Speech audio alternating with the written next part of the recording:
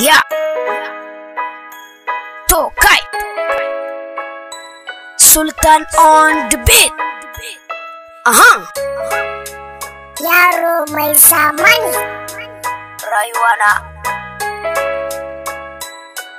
Kai. Rayuwa na.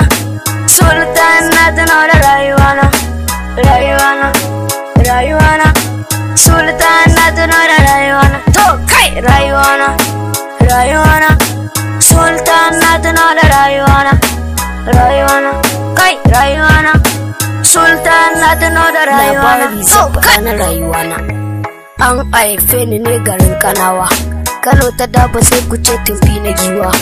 Sai muka koma Zandar garin da Magarawa. Karatu na ya fara a garin da Magarawa. Rayuwa na. Sultan na tuno da rayuwa na. Sultan na tuno da rayuwa na. Na fara karatu a Jardin Tamfa.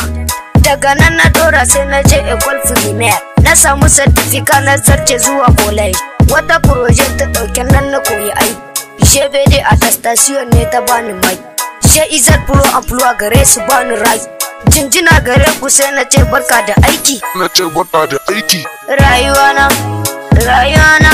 Sultan na tana da rayuwa na. To kai rayuwa na.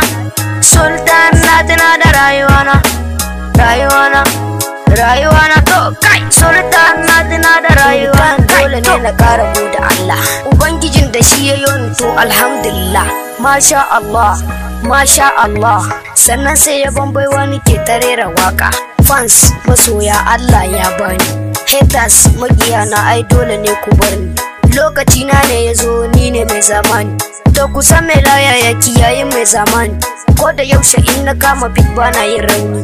Jinjina ga mai gidan da shi ya bani tsani. Big boss. Rayuwa na. Sultan na tana da rayuwa na. Kai rayuwa na. Sultan na tana da rayuwa na. Kai rayuwa na. Sultan na tana da rayuwa na. Kai to rayuwa na. Sultan na tana da rayuwa na. Sai gaisuwa gare ku duka iyayena. Jinjina gare ki ya uwa maba da mama. Momi na Fatima aka Tumutu. Bani mantawa da kai mahaifi a gurina. Daji na kai ne mai sharan kuka na. Sai dije sa kai ne ka zamo min jigo na. Ogana mai gidana. Wallahi bis boss ba zan manta da kai ba. Kai ne mai gidana. Kai ne wanda ya bani tsani. Na tara dimbin masoya. Ba zan taba mantawa da kai ba. Nagode.